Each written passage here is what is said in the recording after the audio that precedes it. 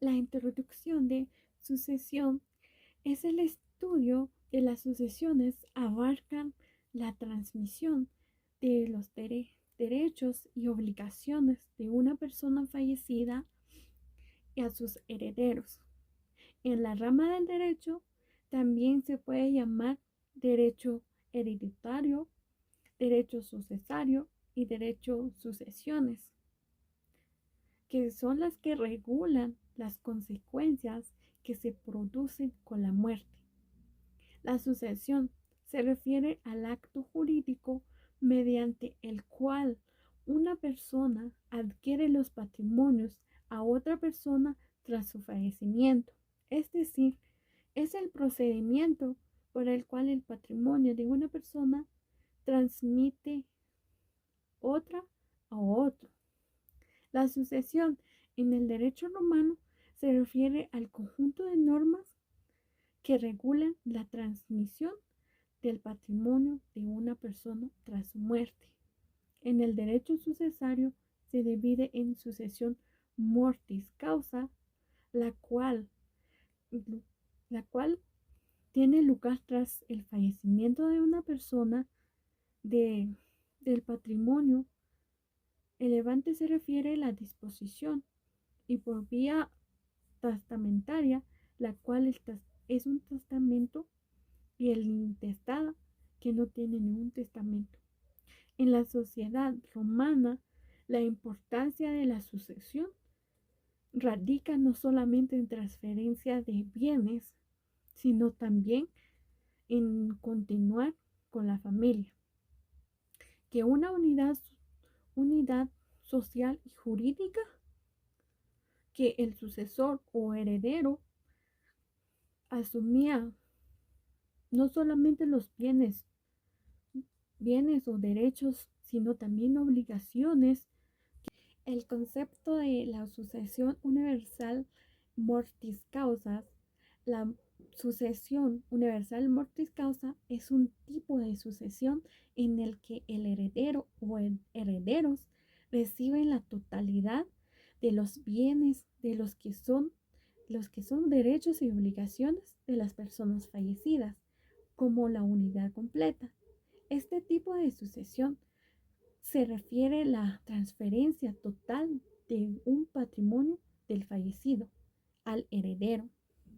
Sucede que en todo lo que correspondía al difunto existen dos formas fundamentales de sucesión universal mortis causa, los que son testamentaria y el intestado. Testamentaria es cuando el difunto ha dejado un testamento válido al heredero designado, recibe el patrimonio conforme a la disposición establecidas en el testamento. Y el intestada es una ausencia de un testamento de los herederos legítimos, generalmente los familiares más cercanos. Un ejemplo, la herencia de un pater familia. Al morirse el pater familia o jefe de familia, a su hijo mayor es designado heredero universal mediante el testamento. El hijo no solamente recibe los bienes como ejemplo una casa, terrenos, sino también los deudas que tenía su padre. Y el hijo asume la posición jurídica de su papá, manteniendo la comunidad del patrimonio familiar.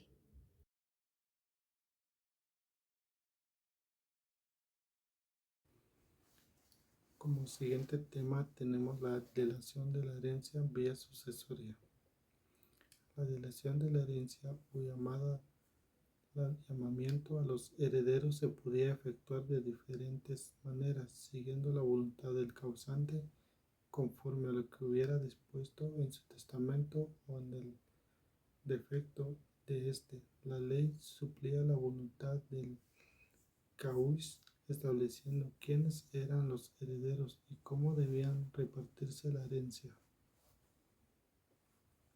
Como siguiente tema tenemos la sucesión legítima. La sucesión legítima por vía tenía lugar cuando no había testamento, cuando habiéndolo no fuera válido, o el heredero testamentario no quisiera o no pudiera aceptar la herencia, como en el caso de que hubiera muerto antes que el testador. La sucesión legítima quedó consagrada en el derecho romano antiguo en la legislación de las 12 tablas. Fue corregida más tarde por el pretor y también por el derecho imperial para determinar con la reglamentación que de ella hizo Justiniano. 1. Sucesión legítima en el derecho antiguo. Las 12 tablas disponían que si el causante moría intestado, se llamará a los siguientes herederos. Primero, a los heredeis suis, o sea, los descendientes de caus, que estuvieran bajo potestad al momento de su muerte o incluyendo aquí los póstumos. 2. Sucesión legítima en el derecho honorario. La sucesión legítima ordena por el pretor llamado a los siguientes herederos. En el primer lugar, a los liberi, o sea, los descendientes del difunto, tanto si los suis como los que hubieran sido de no haber salido de la familia, siempre que no estuvieran bajo la potestad de otro. De esta manera quedarán incluidos también en los emancipados. 3. Sucesión legítima en el derecho imperial.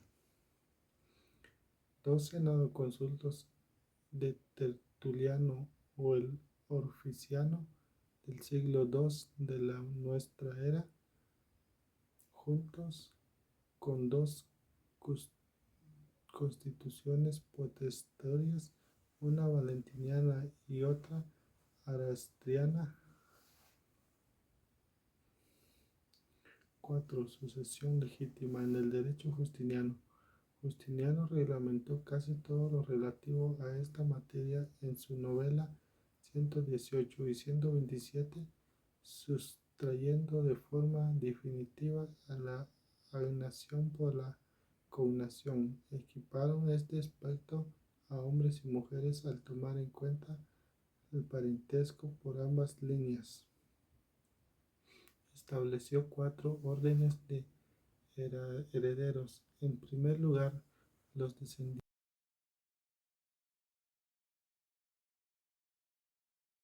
Siguiendo con el tema, les voy a hablar sobre el quinto subtema, que es la sucesión testamentaria, el testamento. Se ha dicho que la sucesión también se basa siguiendo la voluntad del causante, de acuerdo a lo establecido en el testamento.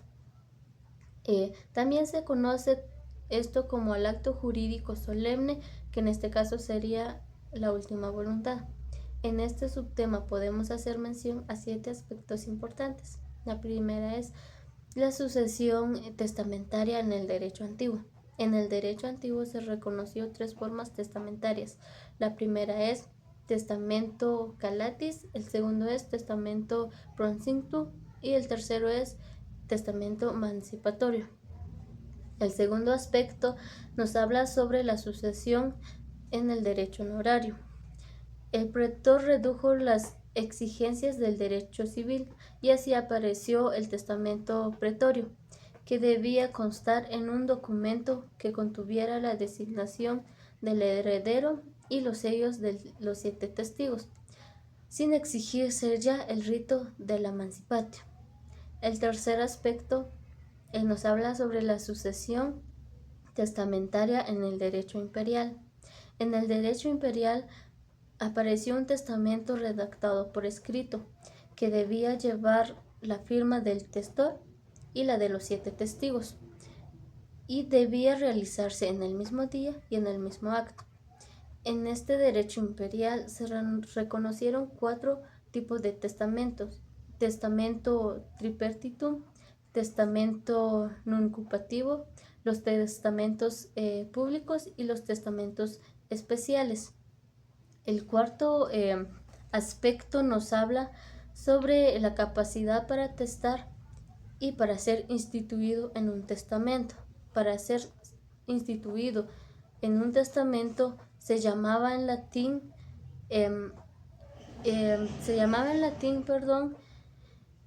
testamento factio.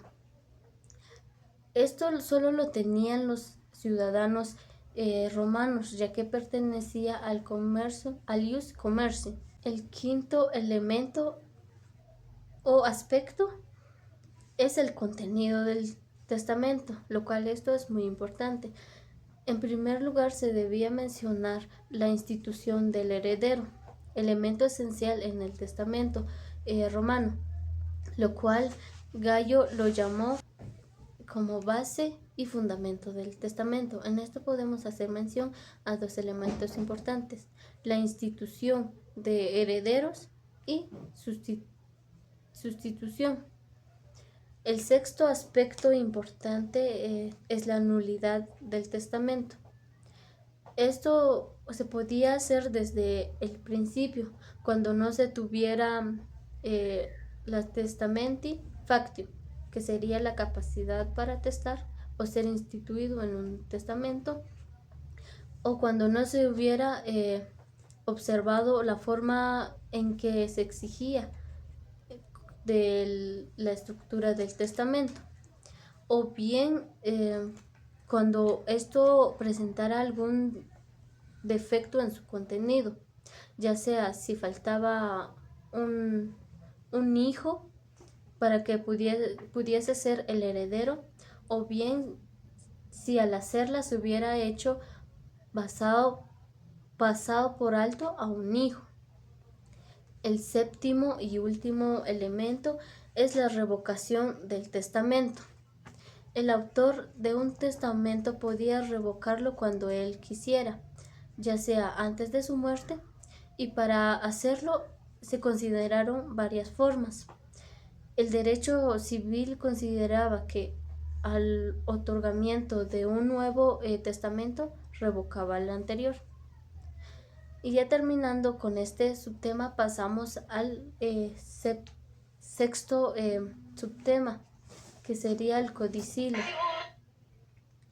El codicilio es el acto de disposición importante llevándose de la mano con el testamento.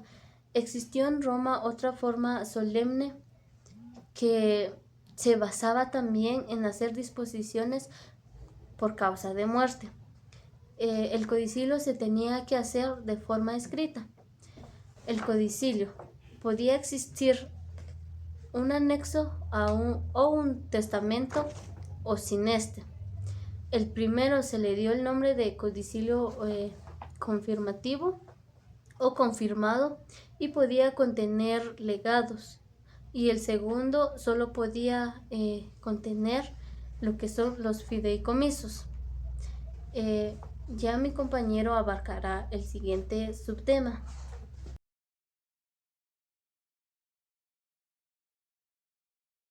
Muy buen día. El tema que me corresponde hablar es la sucesión contra el testamento y las diferentes clases de herederos, que es un tema bastante interesante y creo que va entrelazado, ya que tienen mucha similitud y uno tiene que ver mucho con el otro. Entonces decimos que en el testamento se tiene que instituir a un heredero, ¿verdad? Pero van a haber algunas situaciones donde el decuyus no nombró o no respetó algunos lineamientos sobre la institución del heredero, y entonces la misma ley de las distintas épocas les va a dar acciones o herramientas para poder exigir que se les reconozca como herederos. Entonces, si bien sabemos que el pater familia tiene un poder absoluto sobre los hijos, sobre la vida, sobre la muerte, prácticamente sobre todo, pues era obvio que él podía decidir declarar heredero a algún hijo o no, pues. Entonces recordemos que el patrimonio del pater familia y todo el cúmulo de riquezas que tenía, pues no lo había generado únicamente él, sino que también los hijos. Entonces, pues era injusto, ya que si los hijos generaban patrimonio, pues era el pater familia. Entonces los romanos consideraron que había una especie de copropiedad que obviamente no era justo que a los que estaban bajo la patria potestad, que habían participado en una riqueza en algún momento, pues no se les consideraba, pues. Entonces, pues si no se les consideraba, a eso se le daba la sucesión contra el testamento o la sucesión forzosa. Y esto, la finalidad era que se modificara el testamento de alguna manera o incluso que se declarara nulo ese testamento y se volviera una sucesión legítima. Entonces, pues en el derecho honorario, en el derecho imperial, las reformas de Justiniano y los demás, pues creo que en el primer punto había una forma determinada de hacer desideraciones y pues en el derecho antiguo pues creo que sabemos que tenían absoluta libertad de dejar o no herencia a alguno de sus herederos. Entonces, si él quería dejar alguna herencia, él tenía que hacer expresamente, y creo que a eso se le llama desheredación o deshereditarios. Entonces no necesitaba alguna causa o algún motivo, pero sí tenía que hacerlo de acuerdo a la regla. En cuanto al derecho honorario, pues el pretor no solamente a los deberes civiles les dio esa facultad, sino pues era algo como ensanchar el círculo de las personas. Entonces eran tanto como los sui y los emancipados, se les tenía que desheredar también, ya que pues para que no se pudiera invalidar ese testamento. Y pues en el derecho imperial se da la figura de testamento inoficioso. Esto es muy importante y creo que sigue vigente, y se le llamaba de testamento inoficioso aquel que el de cuyos no contemplaba a los parientes próximos, porque no cumplían con el deber familiar. Se consideraba que era como si el de cuyos hubiera actuado en juicio insano, que por tanto no tenía que respetarse esa voluntad. Un testamento inoficioso implica que tú eres tú eres, tú eres consciente de tus deberes y obligaciones, y que al momento de redactar tu testamento no contemplas esas obligaciones, por ejemplo, tener hijos, tener esposa, y no contemplar lo que sería el deber en la actualidad. Podemos hablar tal vez de los alimentos, pues eso daba lugar a exigir la porción que, o sea, uno se merecía, pues lo que tenía que ser. Y con Justiniano, el dato más importante creo que es la novela número 115. Es lo que hizo en todo lo que hemos hablado. Justiniano le dio forma, estructuró toda la combinación de normas jurídicas existentes y tratar de compaginar o adecuar de acuerdo a la época. Entonces, señaló un sistema de pretericiones y estableció quienes no podían quedar excluidos en una sucesión testamentaria, y también señaló que la desheredación no podía ser sin motivo, que para poder desheredar a una persona debe haber una causa justa. Entonces, dentro de esas causas era como haber atentado contra la vida del causante, una herejía, adulterio contra la mujer del testador, y pues etcétera.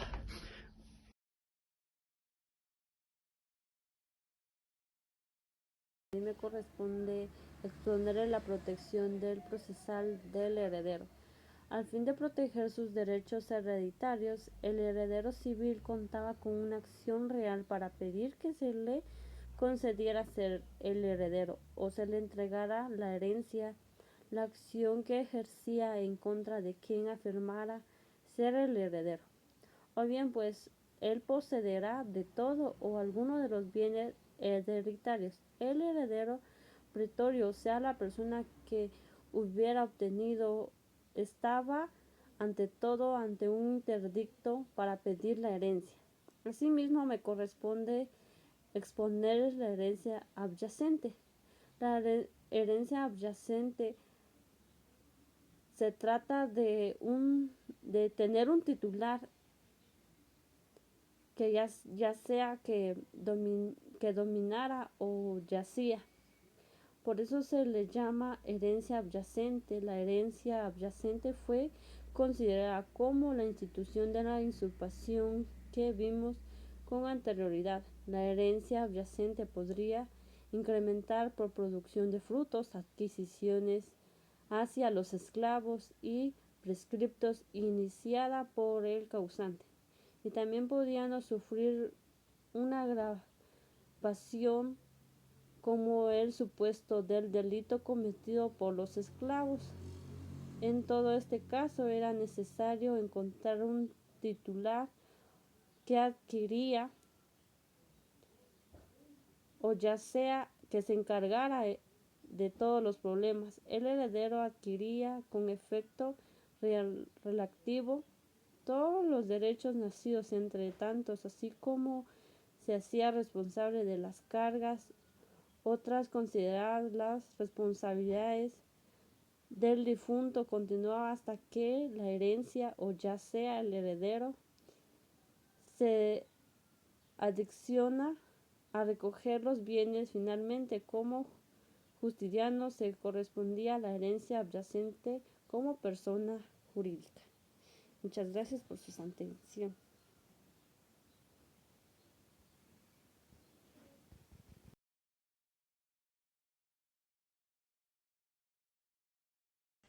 Herencia vacante. En latín es bona vacatia y se dice que es aquella que quedaba definitivamente sin titular y los bienes pasaban al erario público. Ahora en la actualidad se dice que la herencia vacante no es más que una situación jurídica que ocurre cuando no hay herederos que acepten una herencia, ya sea porque lo han repudiado o porque no existen. Esto está establecido en el artículo 1074 del Código Civil. La sucesión intestada se da cuando no hay herederos testamentarios, y esto ocurre cuando no hay herederos legítimos o los herederos existen y renuncian a aceptar dicha herencia, ¿verdad? También cuando son llamados por el testador y simplemente no tienen el interés en adquirir los bienes. Por tanto, hay ciertas consecuencias, y es que la herencia se declara vacante y los bienes pasan al fisco, es decir, al Estado.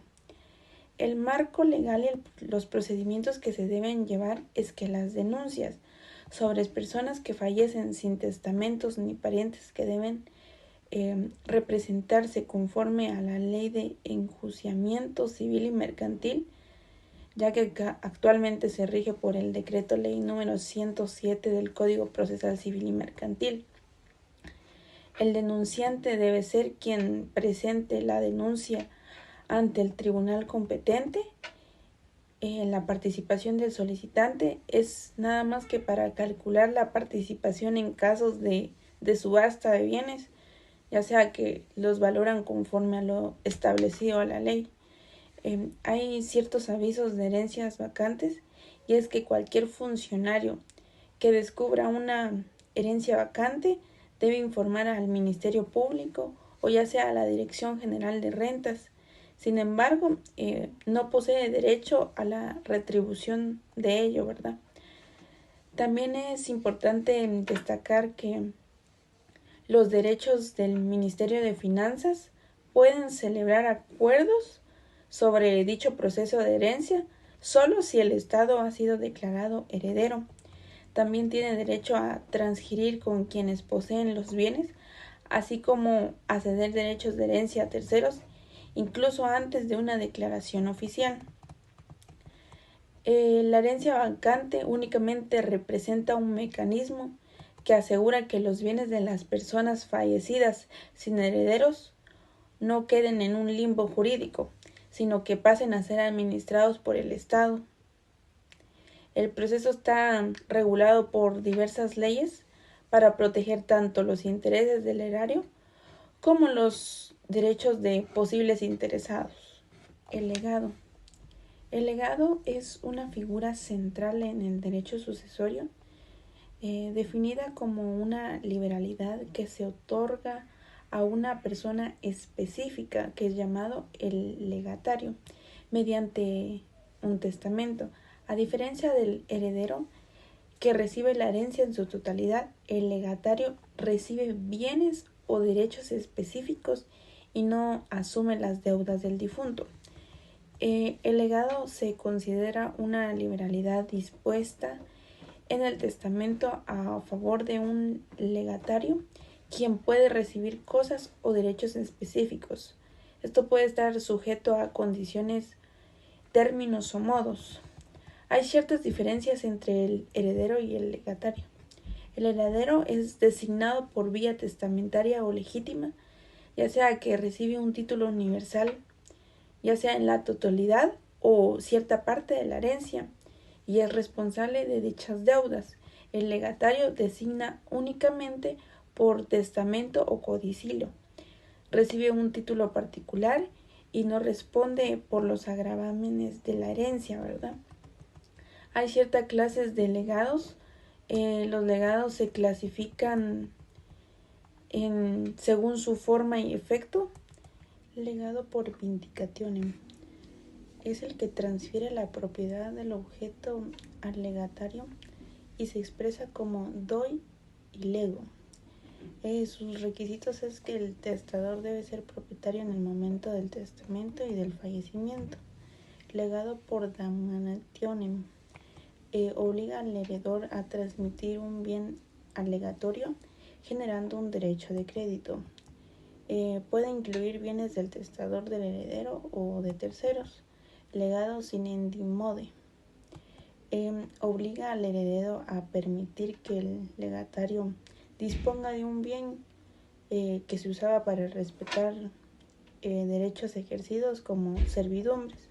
Legado por praesetionem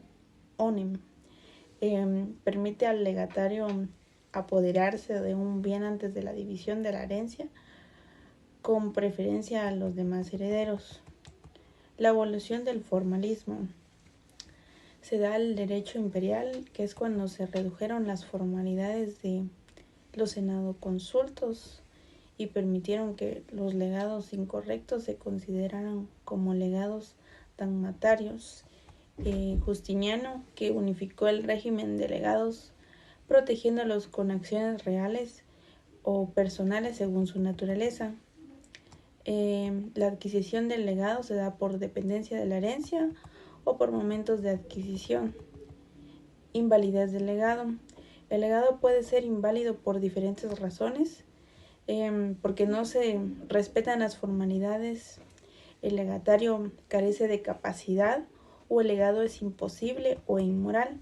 Posteriormente también puede ser inválido si el testador lo revoca o si el legatario fallece antes del dies sedens. Restricciones de los legados. Ahí se dan las leyes históricas que han impuesto restricciones para proteger a los herederos, que son 3. Ley Furia, que es la que limitó el valor de los legados a 100 haces. La ley Bocania, que prohibió que los legatarios recibieran más que los herederos. Y la ley Falcidia, la que estableció que no se podía legar más de las 3/4 partes de la herencia, asegurando que al menos 1/4 parte quedara para el heredero. Entonces el legado es una herramienta esencial que permite a los testadores distribuir sus bienes de manera específica.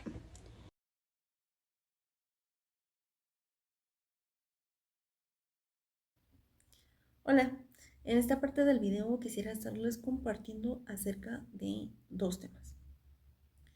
La número 1 es sobre el fideicomiso y la número 2 sería acerca de la donación de mortis causa.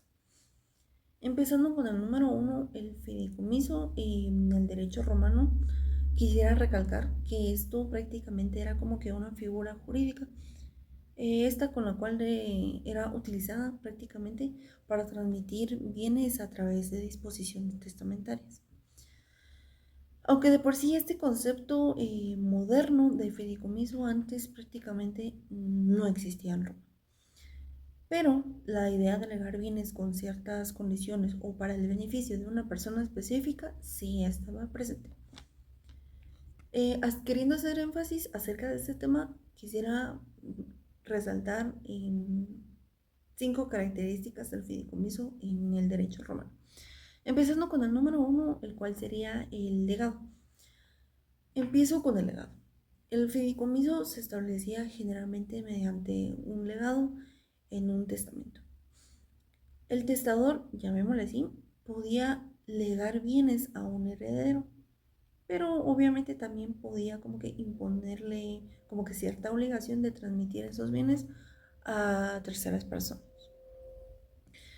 El punto número 2 sería sobre el fideicomiso. Ese término más bien se refiere como que a la obligación del heredero de cumplir con el deseo del testador. Esto con el fin de entregar el bien a un beneficiario específico. Prácticamente esto no era un derecho absoluto, más bien era como que un deber moral, aunque de por sí esto con el tiempo como que se fue reconociendo más en el ámbito legal. El punto número 3 que quisiera hablar sería sobre los beneficiarios. Bien, los beneficiarios en este caso del fideicomiso podían ser como que personas específicas o incluso podían ser grupos. Y el testador en este caso podía como que establecer condiciones sobre cómo se debían de ser utilizados los bienes. El punto número 4, el cual sería la ejecución. Prácticamente como que la ejecución del fideicomiso dependía mucho de la buena fe del heredero.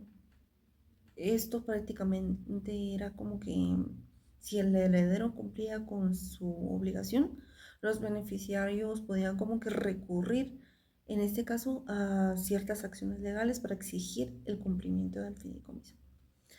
El punto número 5 sería sobre la evolución. Prácticamente con el tiempo, especialmente en el derecho justiniano, el fideicomiso fue como que evolucionando y se empezaron a establecer ciertas reglas. Estas reglas prácticamente ya eran más claras porque ya hablaban más sobre su administración y su ejecución. Quisiera concluir con que el fideicomiso romano es un antecedente importante para entender como que las figuras modernas del fideicomiso. Con el tiempo prácticamente han evolucionado en sistemas jurídicos contemporáneos. Esto se han como que ido adaptando a las necesidades de protección de bienes y las de sus beneficiarios. El segundo tema que quisiera hablar sería sobre la donación de mortis causa. Prácticamente la donación de mortis causa en el derecho romano siempre se refería mucho a un tipo específico como que de donación que se realizaba en prevención de la muerte del donante. También quisiera hacer como que un énfasis o más bien resaltar como que ciertas características de la donación mortis causa. Empezaría con la número 1, la cual sería como que su naturaleza. Prácticamente esta donación se realiza en anticipación siempre a la muerte del donante, pero esto no hacía como que efectiva hasta que falleciera. Si el donante sobreviviría a cierto acto, la acción podía como que ser revocada en este caso. El punto número 2 que me gustaría hablar sería sobre las formalidades. Prácticamente para una donación mortis causa, para que ésta como que tuviera validez, debía cumplir con ciertas formalidades, como el deseo expreso del donante y la aceptación por parte del donatario. El punto número 3 serían las limitaciones. A diferencia de las donaciones en vida, prácticamente podían como que ser irrevocables. En la donación mortis causa esta como que permitía que al donante podía como que mantener cierto control sobre sus bienes hasta su último momento. Obviamente esto era como que ofreciendo flexibilidad en su disposición. El punto número 4 sería como que un contexto de urgencia, llamémoslo así. Este tipo de donación prácticamente como, bueno, sí era en situaciones como que muy relevante. ¿Por qué? Porque el donante como que anticipaba su muerte. Esto eran como, por ejemplo, enfermedades terminales. Y esto hacía como, bueno, no hacía, permitía más bien asegurar que sus bienes sean transferidos a quienes él deseaba. El punto número 5, y creo que este sería el último, sería como que el efecto jurídico. En este caso, una vez que el donante fallece, la donación se vuelve como que más efectiva y el donatario adquiere la propiedad prácticamente de los bienes donados. Esto puede como que influir en la planificación patrimonial. Y bueno, quisiera concluir también que a través de esta figura, los romanos como que buscaban de cierta forma asegurar que sus deseos se cumplieran, incluso después de su fallecimiento. Un concepto que se sigue vigente en muchos sistemas legales modernos. Además, esta como que plantea interesantes cuestiones sobre la moralidad y la ética en la gestión de bienes y las relaciones familiares. Ese también, así como el impacto emocional de decidir incluso sobre la distribución de los bienes en el contexto de la muerte. En resumen, quisiera decir que la donación mortis causa no solo era como que una herramienta jurídica, también era como que un reflejo de las relaciones humanas y de la cultura de cierta época, bueno, de esa época en sí.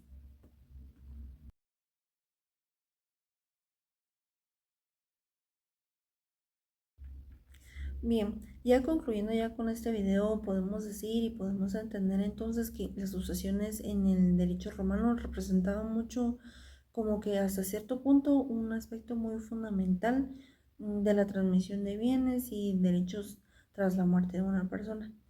Estos reflejaban mucho como que las estructuras sociales y las costumbres de cierta época. A través de la regulación de la sucesión testamentaria e intestada, como que se establecieron mecanismos claros para proteger los intereses de los herederos y legatarios, ¿verdad? El desarrollo de tipos de testamentos y legados, junto con acciones legales para garantizar cierto cumplimiento de las disposiciones testamentarias, demuestra mucho la sofisticación del sistema jurídico romano. Este marco legal hasta cierto punto nos facilitó mucho la continuidad patrimonial. También sentó mucho las bases como que para los sistemas de sucesión en las tradiciones jurídicas modernas. Su influencia prácticamente perdura mucho en las normas actuales si nos damos cuenta, ya que se van evidenciando como que hasta cierto punto su importancia de un enfoque como que más estructurado y equitativo. Esto era más como que en la gestión de las herencias. Y bueno, también podemos decir como la protección de los derechos de los beneficiarios. En resumen, entonces, puedo decir que las sucesiones en el derecho romano fueron clave para entender la evolución del derecho sucesorio y también era mucho para su relevancia en el contexto contemporáneo.